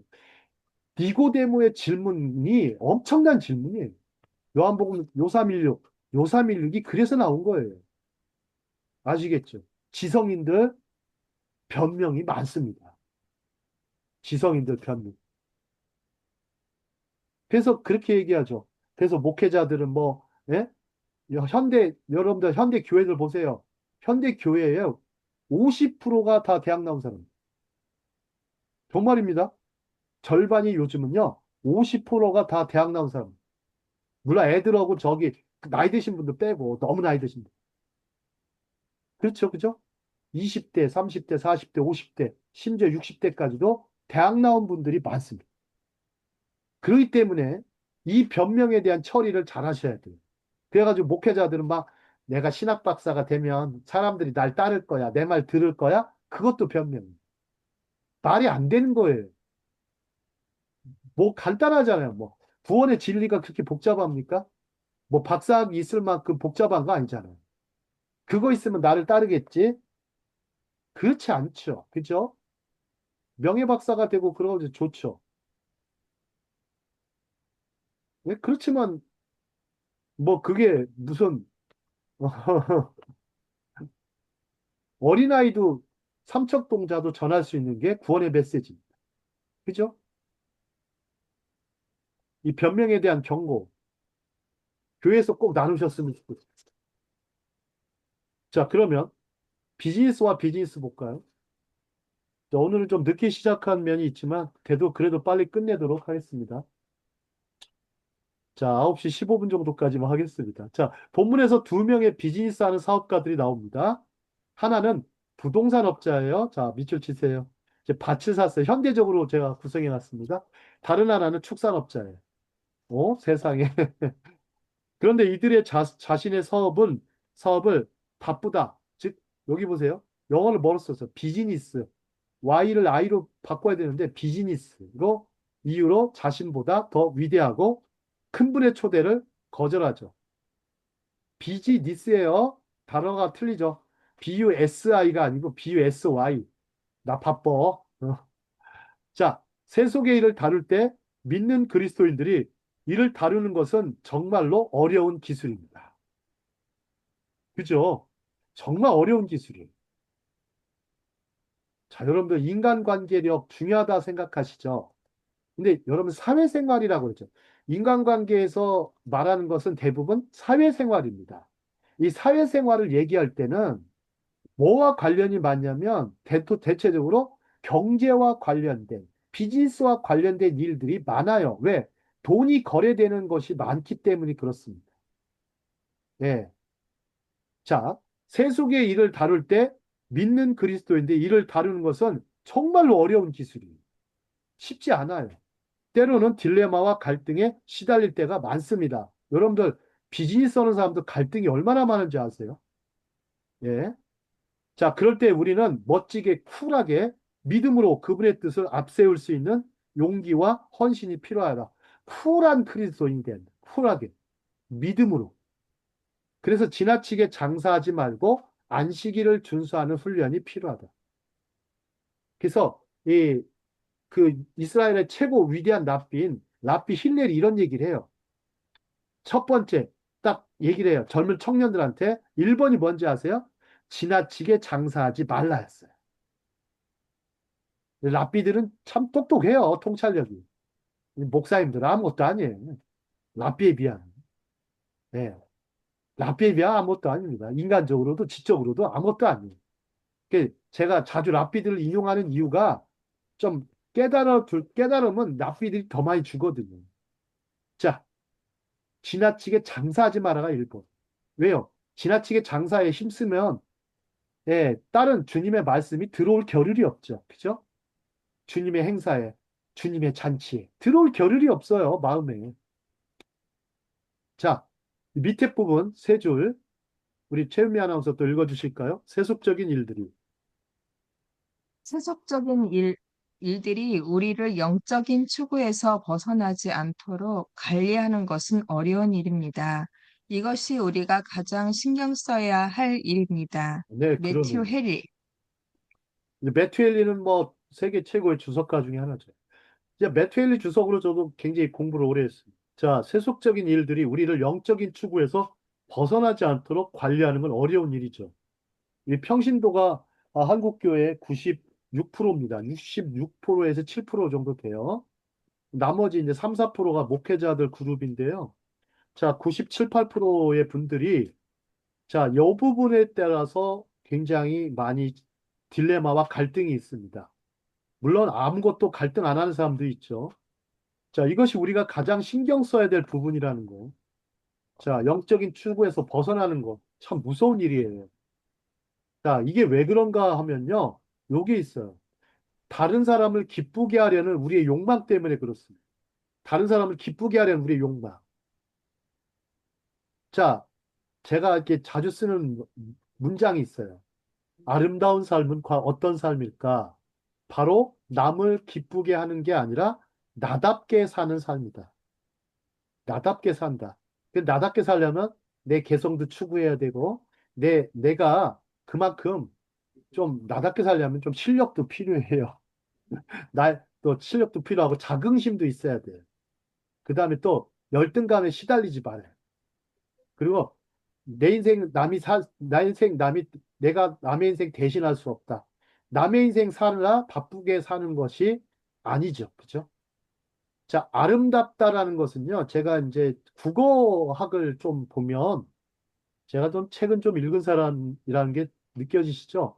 아름답다는 것은요, 아답다라는 말이에요. 원래 아답다. 나 아짜 써요. 나 아짜. 아답다.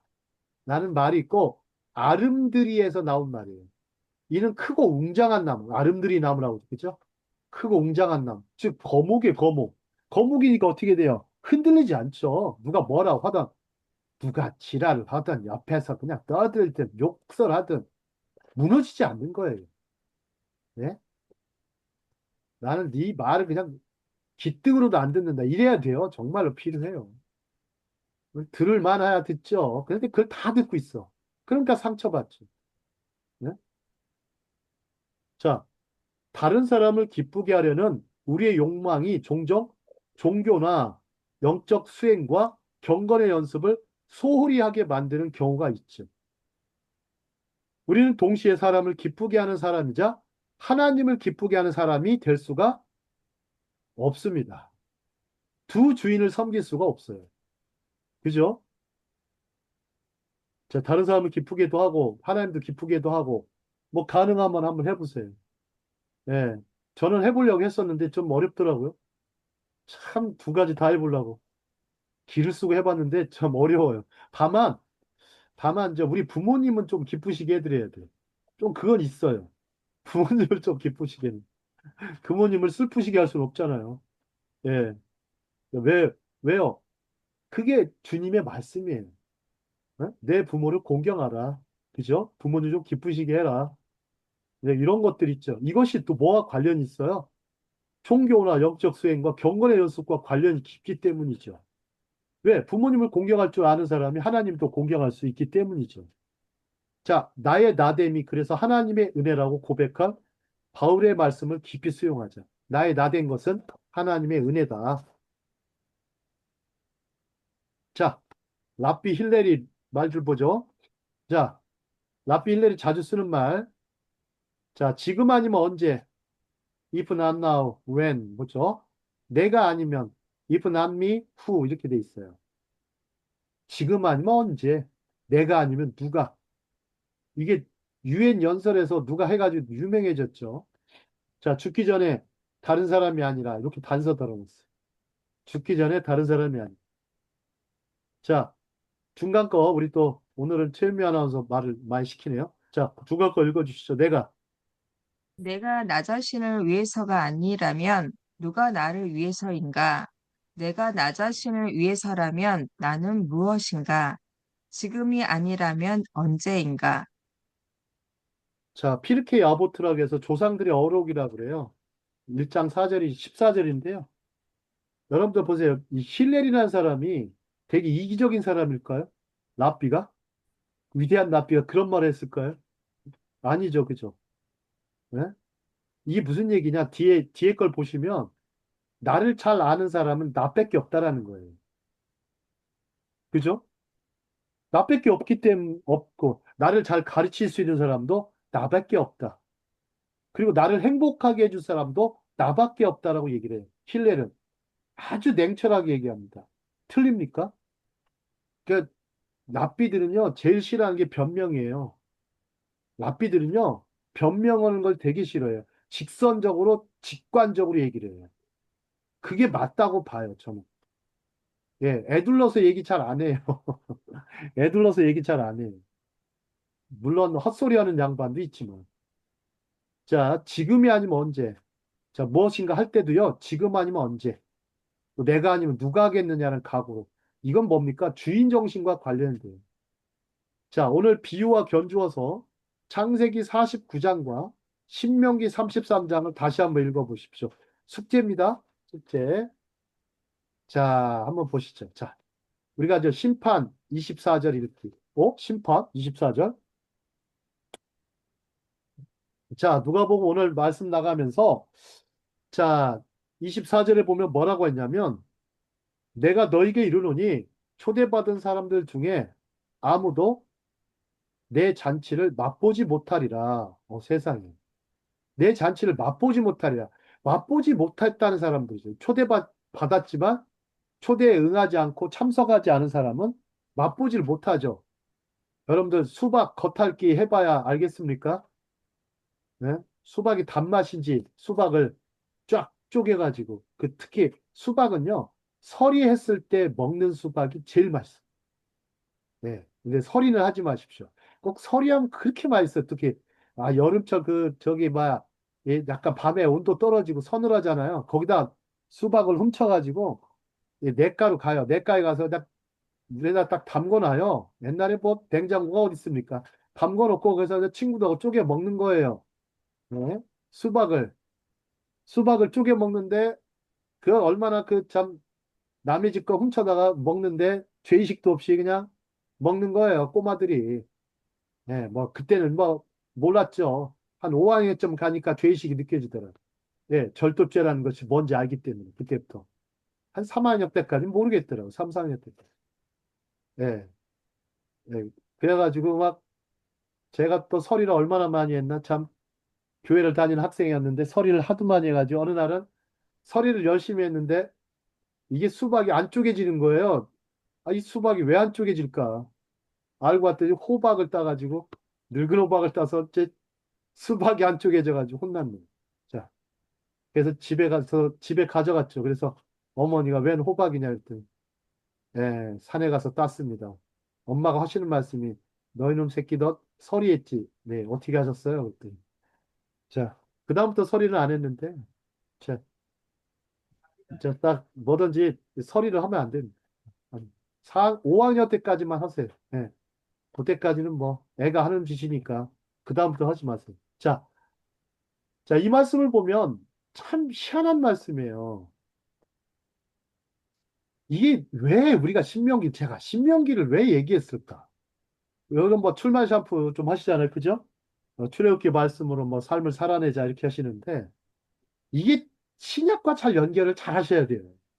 잘못하면 그냥 그거만 딸랑 배우게 돼요. 그거만 딸랑 배우면 별 재미가 없어요. 별로. 좀 연결해 보면 재밌어요. 그래서 제가 자주 얘기하잖아요. 연결 지능을 제발 가져라. 그럼 좀 재밌거든요. 내 삶과 연결하고 신약과 연결하고 다른 사람과 또 연결하고. 자, 아주 익숙한 말씀이에요. 왜 이 말씀을 했을까? 예수께서. 24절에 왜 이런 말씀이 나오지? 저는 궁금하잖아요. 그죠? 저는 굉장히 궁금한 사람입니다.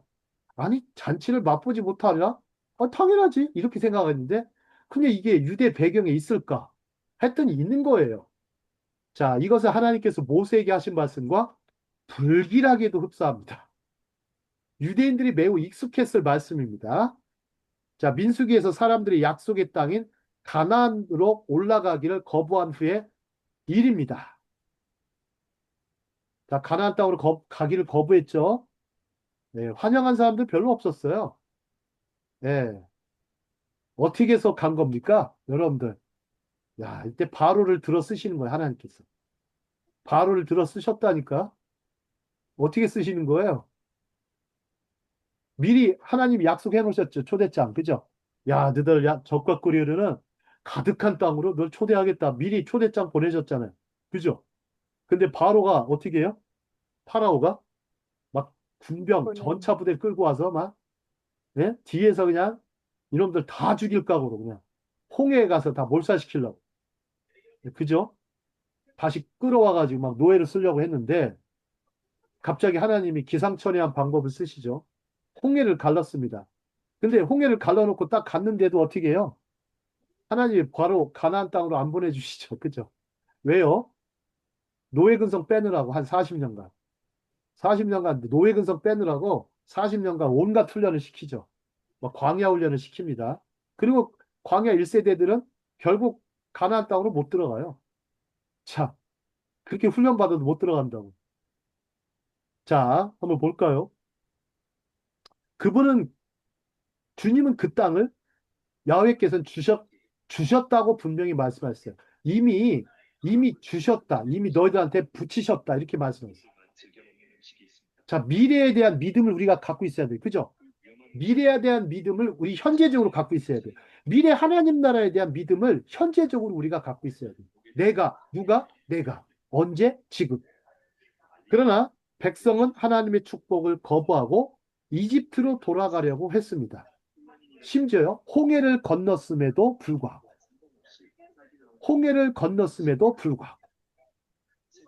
하나님 나라도 주시겠다고 하셨죠. 그러나 도리어 세상 속으로 돌아가려고 했죠. 이 말씀을 우리는 기억하셔야 돼요. 다음, 여기 나오죠. 민수기 14장. 그러나 갈렙은.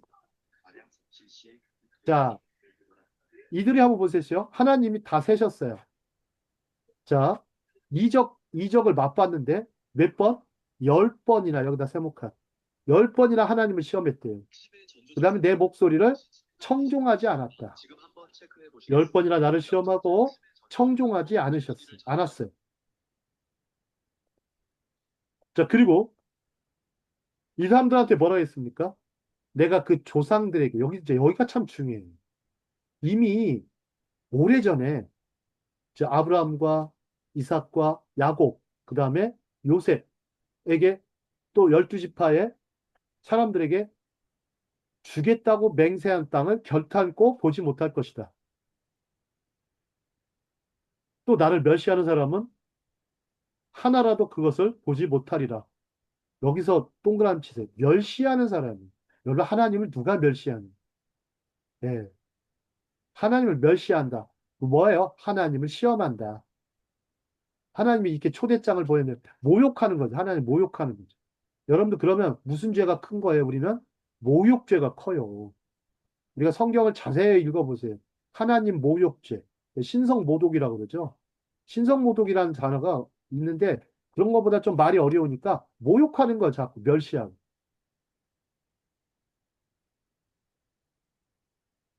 두 사람이 있다고 그러죠. 하나님께 대해서 무서워하는 사람이 있고 무시하는 사람도 있어요.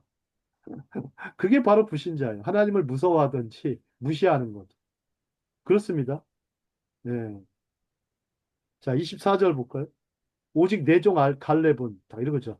내 종 갈렙은 나를 온전히 쫓았은즉 그들과 달라서 우리는요 그들과 달라야 됩니다.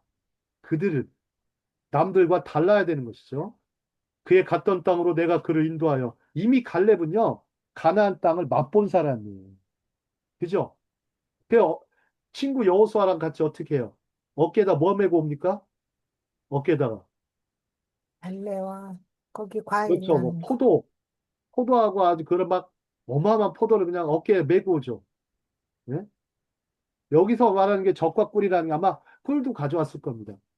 꿀도 가져왔을 거예요. 여기서 젖이 뭔지 아세요? 포도예요, 포도. 포도주일 수 있어요. 백포도주 아시죠? 하얀색이잖아요. 혹은 무화과나무라고 하는 사람도 있어요. 예? 그 당시 우유가 어디 있어요? 그 나라에. 여기서 젖이라는 단어가 쓸 때는 하얀색 포도주일 수도 있고 또 하얀색 무화과에서 뭐 하얀 액체가 우유 같잖아요. 그죠? 그랬을 거라는 거죠. 아마 무화과도 땄을 수도 있어요. 그래서 이미 이제 갈렙과 여호수아는 예, 맛본 사람이에요.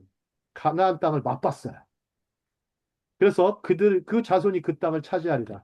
자, 그 자손에게 그 땅을 차지할 수 있도록 주셨죠. 갈렙은 유다 지파도 아니에요. 갈렙은 어디 사람인지 아세요? 여분네의 아들 갈렙. 갈렙은요, 에서의 후손이에요. 놀랍게도. 에서의 후손입니다.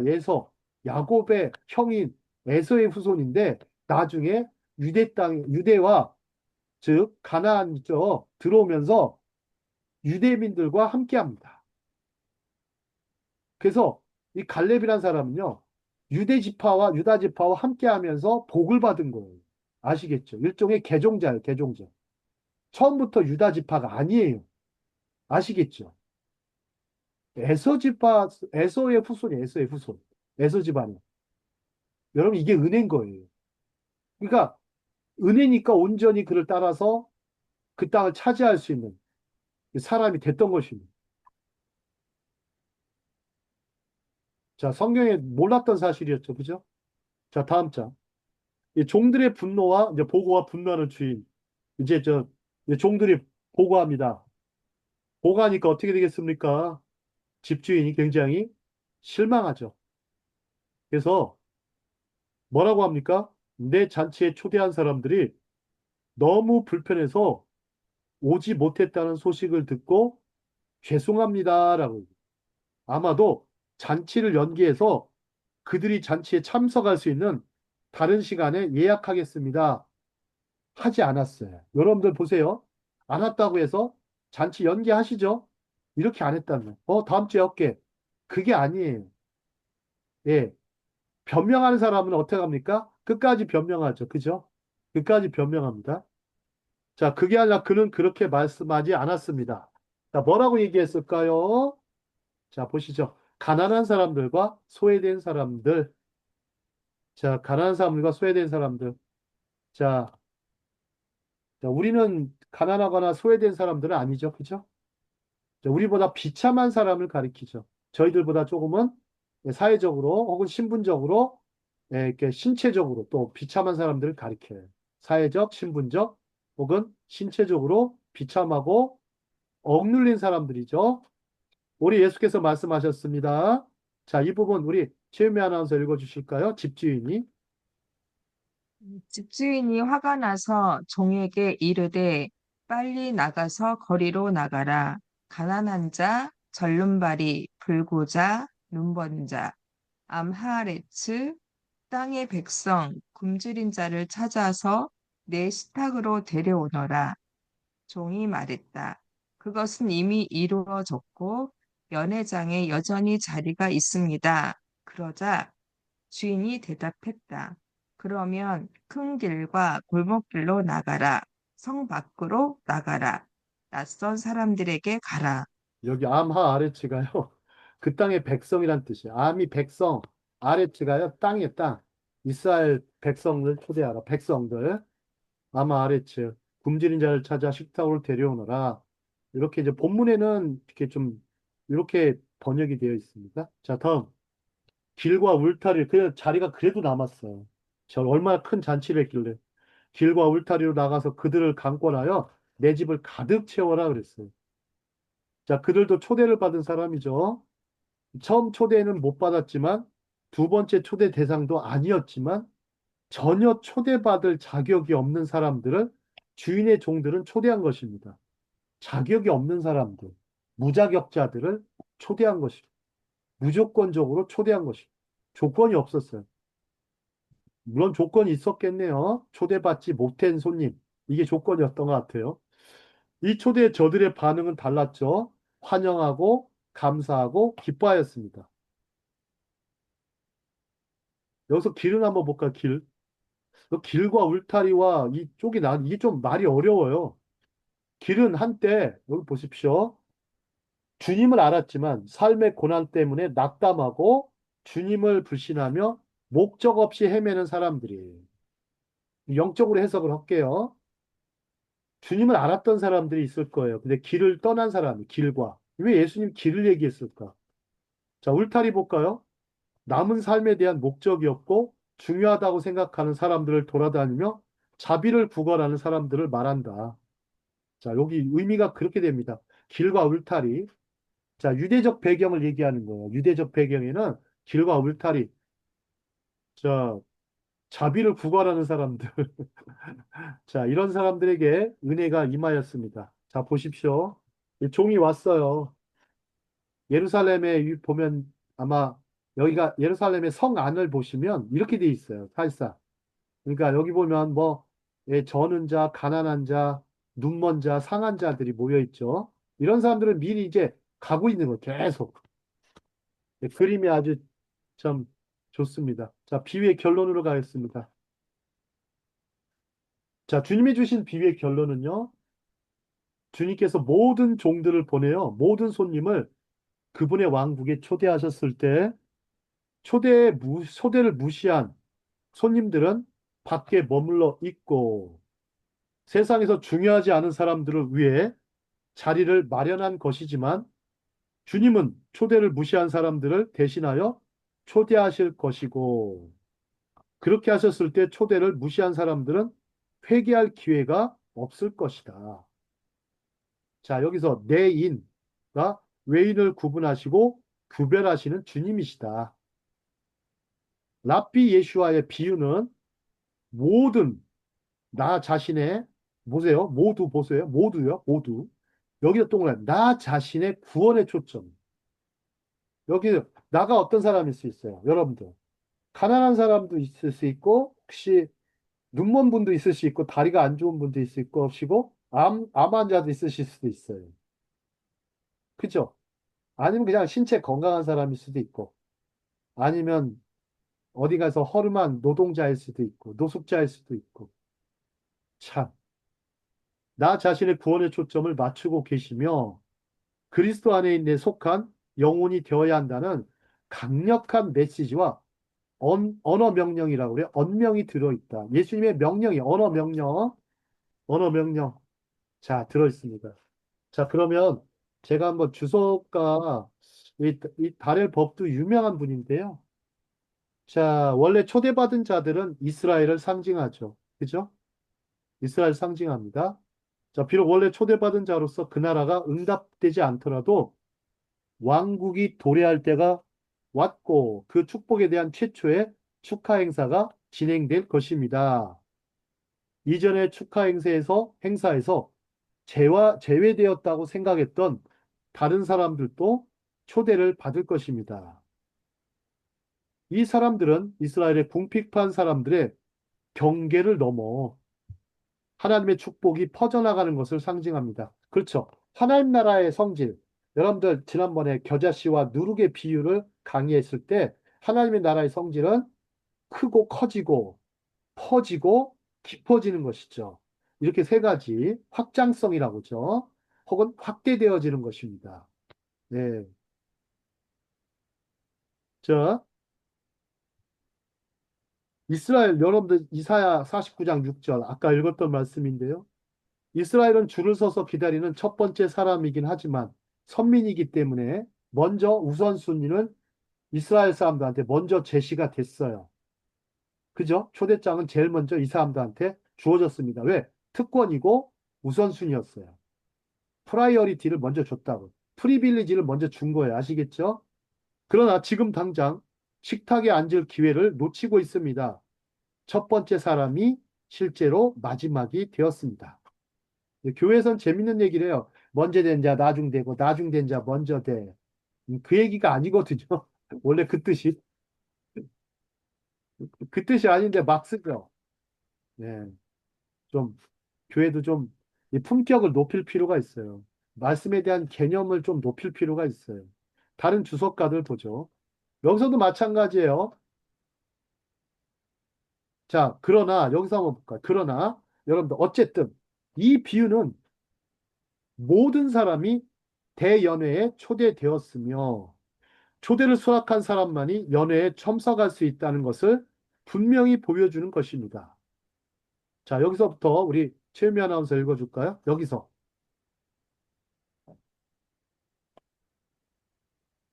저, 여기서, 여기에서가 아니고요. 어디서, 예, 어째, 여기서 하나님의 응답에 대해. 하나님입니다. 두 번째, 밑에서 네 번째. 밑에서 네 번째에서. 번째 줄. 네 번째요. 예. 여기서 하나님의 응답에 대해 필자인 내가 좋아하는 점은 그분의 왕국 초대를 거부했음에도 불구하고 연회가 취소되지 않았다는 것이다. 할렐루야. 아직 구원의 문은 열려 있다. 닫혀 있지 않는다. 그런데 언젠가 닫힌다. 언젠가 다친다. 어, 여러분들 이것도 믿으셔야 돼요. 열려있다는 것도 믿으셔야 되지만 다치는 것도 믿으셔야 돼요. 그죠? 참.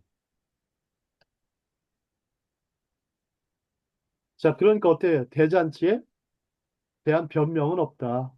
변명은 없다. 자, 여기서 이제 다른 얘기를 뭐 다 할 필요는 없는데요. 자, 우리 유대인들뿐만 아니라 주님은 이방인들도 다 구원받기를 원하시죠. 자, 그러니까 이제 주님의 식사, 이 식사의 초대는 자격 증명에 따라 주어지는 것이 아니라 주인의 은혜에 따라 주어집니다. 아무런 사람도 상관없어요. 자격이 있든 없든 자격 증명. 여러분들 그거 있으면 참 좋을 것 같아요. 증명서. 예? 여러분들 그리스도인의 증명서 아이디 갖고 계신 분들은 그 아이디가 있어야 돼요. 그리스도인의 아이디. 있습니까? 신분증? 그걸 보여줘야 되겠죠. 그죠? 예? 좀 교회마다 이런 거 만들어주면 참 좋을 것 같아요. 우리 교회 딱 해가지고 그리스도의 신분증 딱 하나 만들어서 매달 달 등록을 하고 딱 언제 믿음 겨든난 날 딱 적고 딱 그랬으면 좋을 것 같아요. 그거 참 좋은 사업 같아요. 그거 없잖아요. 그죠? 여러분들 머리를 좀 쓰세요. 머리 장식으로 있는 거 아니에요. 머리 써서 아이디어도 좀 내고 저기 뭐야 교인도 막 기도 막 살려주고 제자들 기운도 살려주고 믿기를 참 잘했다고 막 축하해주고 격려해주고 잔치도 베풀어주고 예, 뭐 그러면 좋을 것 같아요. 뭐 생일 때도 요즘 안 하더라고. 네, 그러지 마세요. 자, 이제 우리 변명할 수 없다. 주님의 은혜. 자, 사람들 어떻습니까? 사람들. 자, 20절. 자, 창세로부터 그의 보이지 아니하는 것들, 곧 그의 영원하신 능력과 신성이 그 만드신 만물에 분명히 보여 알게 되나니, 그러므로 저희가 핑계치 못할지니라. 이 대목 보세요. 하나님을 영화롭게 아니한다. 생각이 허망하며 미련한 마음이 어두워졌고 우준하게 됐다 이거예요. 제가 언제 이게 로마서 강의를 할 건데요. 이 강의에서도 특히 영적 침체 부분은 아마 빠르면 다음 주에 할 수도 있겠습니다. 거의 이제 작성을 해놨어요. 아주 이제 몇 달 걸리더라고요. 이거 하나 쓰는데 아마 다음 주부터 할 것 같습니다. 자, 복음성가 이거 아시죠? 죄송해요, 죄송해요, 죄송해요, 죄송해요. 정말 잔치에 갈 수 없어. 장가 가야 하고 소도 사야 하고 이거 아시죠? 뭐 재밌어요. 이거 노래가 재밌어가지고 아이들이요. 주일학교 가면 꼭 이 노래 부르는 애들이 있어요. 그러면 참 제가 자주 틀어주는 곡 중에 하나입니다. 같이 불러볼까 하면 이제 애들이 참 좋아해요. 자, 2절도 있죠. 2절. 여기 또 2절도 중요해요. 눈먼 사람 절름발이 가릴 것 없이 모두 불러 이 자리를 가득 채워라. 또 갈 수 없어, 갈 수 없어. 이렇게 죄송해요. 세 번째 뭐라 그래요? 자, 뭐라고 썼어요? 이 얘기 모두가 우리 위에 쓰여졌구나. 주님께서 영광스러운 잔치 베풀고 내게 오라 명령할 때 주저앉으면 너도 나도 밀려나고 후회하리라. 뭐라고 썼어요? 가겠어요. 가겠어요. 정말 잔치에 가겠어요. 장가 들었지만 소도 사왔지만 논과 밭에 나가서 할 일 많아도 주 오라시면 가겠어요. 뭐 집까지 이렇게 뭐 안 갈 수밖에 없지 뭐. 때 되면 가야 되는 거 아니에요? 죽기 전에 정말 제발 좀 주님 품으로 가십시오. 죽기 전에 좀 제발 좀. 예. 헛소리하지 말고 변명하지 말고. 자, talmude에는 이런 법칙이 있습니다. 메모해놓으세요. 1대 10대 100 법칙이 있습니다. 1대 10대 100 법칙. 자, 이거는 미국의 세계적인 물류회사 페덱스의 구호입니다. 페덱스. 여러분 세계 1위 회사 아시죠? 우리나라 쿠팡은 아무것도 아니에요. 한진도 대단하지만 세계 1, 2위가 UHL하고 페덱스예요. 유태인 회사예요. UHL하고. 유태인 회사들은 얼마나 이게 잘하는지 장사를. 자, 페덱스의 1대 10대 100인데요. 이게 탈무드에 나오는 법칙이에요. 만약에 무슨 문제가 터졌을 때요. 무슨 문제가 터졌어요. 그러면 바로 복구하려면 무조건 변명하지 않고 잘못했습니다. 딱 하면 그건 일이에요. 일로 막을 수 있어요. 손해. 잘못했습니다. 딱 고개 바로 숙여요. 근데 10배로 갚아야 될 상황이 벌어져요. 10배로 갚는 상황이 뭐죠? 이게 변명하고 핑계하는 거예요. 내가 안 그랬어요. 내가 안 그랬어요. 그러면 10배로 배상하고. 손해가 그렇게는 안 돼요. 비즈니스 법칙입니다. 근데 100배의 손해가 나는 거는 망하는 거죠. 망하는 거죠. 어떨 때 망합니까? 책임전가 할 때. 책임전가 할 때. 자, 10번째, 10배는 거짓말 할 때. 그 다음에 100배는요, 책임전가 할 때. 이걸 잘한 사람이 누구예요? 아담과 하와죠. 처음부터 선악과 네가 왜 저 했다 그러면 처음부터 주님 제가 잘못했습니다. 이러면 되는데 한 1라운드에서 그냥 주님이 맞아 1라운드에서 바로 들어 놓아야 되는데 들어 놓질 않아요. 항복하질 않네. 한 그러다가 또 좀 라운드가 진행이 되면서 또 뭐 하기 시작합니까? 예? 아담한테 뭐라고 그래? 아담한테 너가 어떻게 해요? 어? 그러니까 아담이 뭐라고 그래요? 응? 선악과 왜 먹었는? 아니 당신이 주신 여자래요 세상에. 응? 이브 하와를 당신이 주신 여자가 먹으라고 해서 내가 따먹었다. 참 여자 말을 너무 잘 들어요. 여러분들 여자 말을 자다가도 부인 말 잘 들면 자다가도 떡이 나온다. 떡이 나오긴 뭐 개뿔 나와. 아무것도 안 나오던데. 네. 떡은 안 주더라고요. 그냥 뭐. 욕은 안 먹은 게 다행이에요. 욕은 안 먹. 자, 두 번째 그렇고. 그러니까 또 이브한테 또 얘기하시죠. 네가 너 왜 그랬냐 그랬더니 뭐 어쩌고저쩌고. 너 이브는 또 누구한테 책임 전가예요? 뱀한테 책임 전가예요. 아이 뱀이 나를 꿰가지고. 야, 뭐 뱀은 뭐 할 말 있습니까 없습니까? 말도 못하는 뱀이. 말을 했나 봐요 그 당시. 사탄이 뭐 뱀한테 들어가가지고. 그러니까 하나님이 그때 뭐 하세요? 남자에게는 노동하는 수고, 네가 땀을 흘려야 한다. 여자는 해산의 수고를 줍니다. 뱀은 종신토록 땅에 기며 흙을 먹게 하죠. 자, 근데 주님은 그런 상황에서도 이렇게 우리가 정말 잘못했습니다라고 회개하지 않아도 또 물론 뉘치지 않고 변명하고 죄를 범했을지라도 끝까지 구원의 문을 열어놓으시죠. 그리하여 가죽옷을 입히십니다. 짐승을 해서 가죽옷을 입히시고 시간과 기회를 주시죠. 그죠? 그러면서 주님이 이 모든 게 뭐예요? 우리의 행위를 따라 심판하지 아니하신다는 거죠. 우리 행위를 따라 심판하지 아니하시고 또 우리가 아무것도 행하지 않았어도 경건하지 않은 자를 의롭다 하시는 주님의 피의 공로, 십자가의 공로, 주님의 은혜 때문인 줄을 우리가 기억해야 되겠습니다. 자, 오늘 강의는 여기까지 하도록 하겠습니다.